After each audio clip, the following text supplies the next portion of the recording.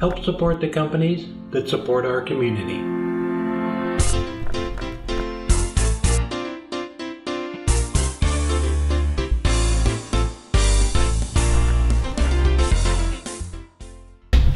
All right, so we are getting ready for the AAW show, so we need to make some bottle stoppers for displays. So I've already done 6 of them here.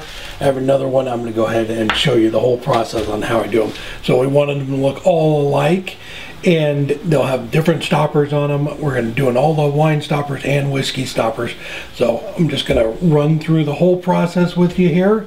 And there's a blank. We're going to flush it up, drill it out, and get started. We put these down and I will be right back. All right, there is the blank. I'm going to go ahead and put it in the chuck here. I'm going to take a Forstner bit. It doesn't matter which one, it just has to be a larger diameter than your bottle stopper. So goes in the Jacobs chuck like that. Bring it right up, turn the lathe speed down. And you don't need to go in that far, just till it starts cutting all the way around. Just like so. Back out. Loosen up. I'm going to put the 7/16 drill bit right there. I have it marked for the inserts. Slide it in. Lock it down. Bring it up.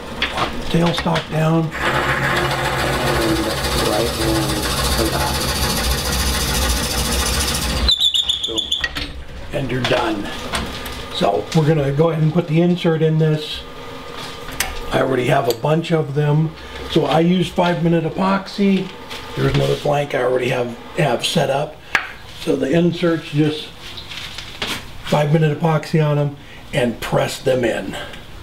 The 7/16, it's a nice tight fit, just a little bit of epoxy around it, and it will press it right in. But I already have one ready to go. So we'll just take this off of here and put the bottle stopper mandrel on and get started turning it.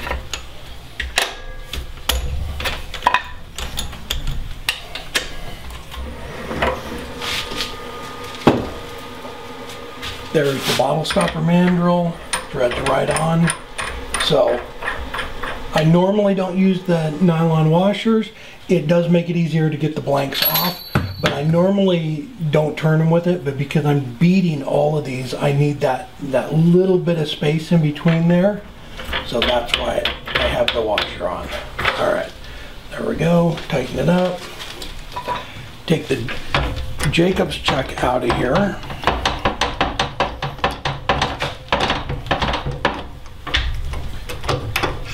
And put in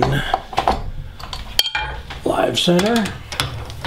I took the point and pushed it almost all the way in. It's just barely sticking out there, so that I don't have to clean that up when we're done. But they're actually a little bit longer, so it's not that big of an issue. We're going to crank the lathe speed up, 3,000 RPMs. Set right in there, and then it's ready to go. I just got done. I glued all the blanks up, drilled them and glued them up this morning, and then went through and I just did those 6 right there.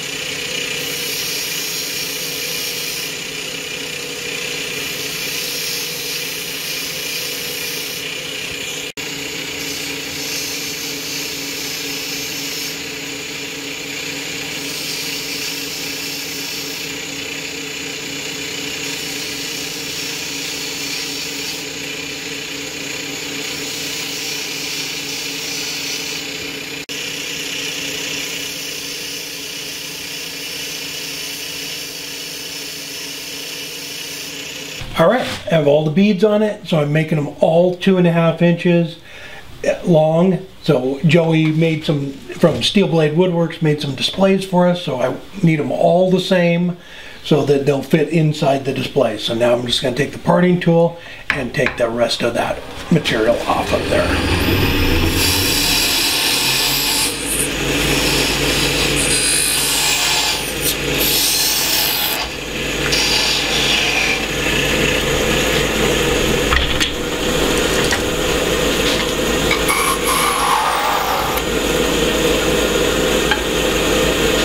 Number 1 hollower, clean up the end of it here.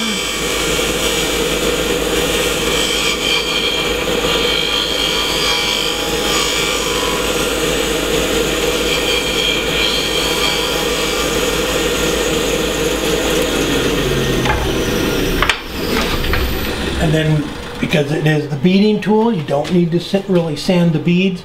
I am going to hit them with, like, you know, 320 or something, but all you have to sand up on this is the end of it. So I'm going to turn the lathe speed down and just sand up the top.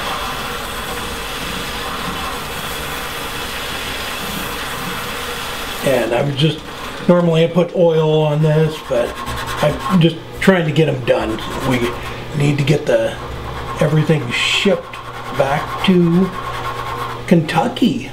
We will be there on the 1st of June at the AAW show. So if you're going to be there, please stop by and say hi.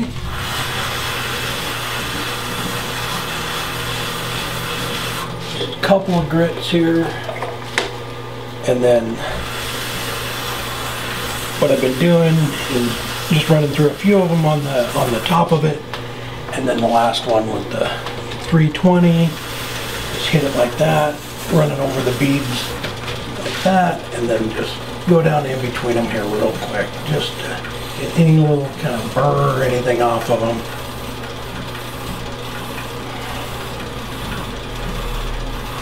And that is it.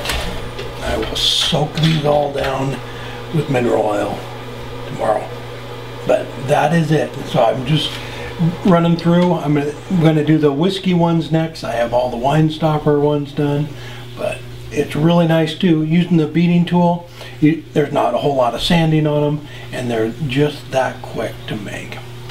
All right, let me get another blank set up on here, and we'll speed up the whole process for the whiskey ones. All right, now I'm going to move on to the whiskey stoppers. So these are a different diameter.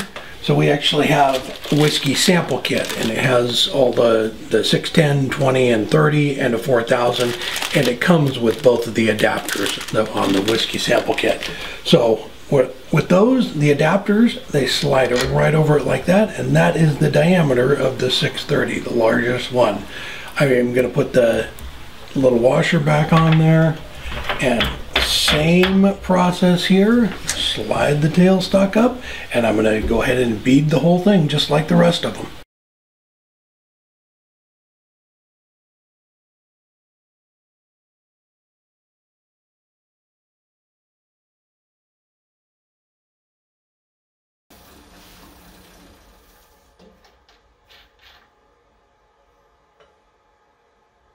All right, I have them all done, and there's a few more of them too. But we had Joey from Steel Blade Woodworks make us these displays. So these are going to go in the front of the table at the AAW show that we have coming up here in a few weeks. And we needed them all the same. So I went with this style here. And I really like the beading tool. I've used the EasyWood one and the D-Way one, and they both work fantastic. And what's nice about them too is very little sanding on them. So it's a nice quick way. You can whip one of these out in just a few minutes, but they're going to look great in the display. Thank you again, Joey. So I also want to say thank you to everybody who responded to the newsletter. So we put that out a couple of weeks ago about the threaded rings, the bronze threaded rings for urns and lidded boxes and things. So if you haven't signed up for it yet, I'll put a link down below in the description, and you can go to the Niles website and sign up for the newsletter. But so here's the problem. Is they work great. They're fantastic for most things, but every once in a while as I've been making different things, there are certain shapes I wanted to do with the lid that they were so thick that I couldn't really do it, and this was actually one of them. I made a box, and I was trying to come across here flatter, and I can't because that's recessed up inside of there, and it's down too low. So in the newsletter, we asked for everybody's opinion on whether we should shrink them down, and it was overwhelmingly, everybody wanted us to reduce the size. So that is exactly what we're doing.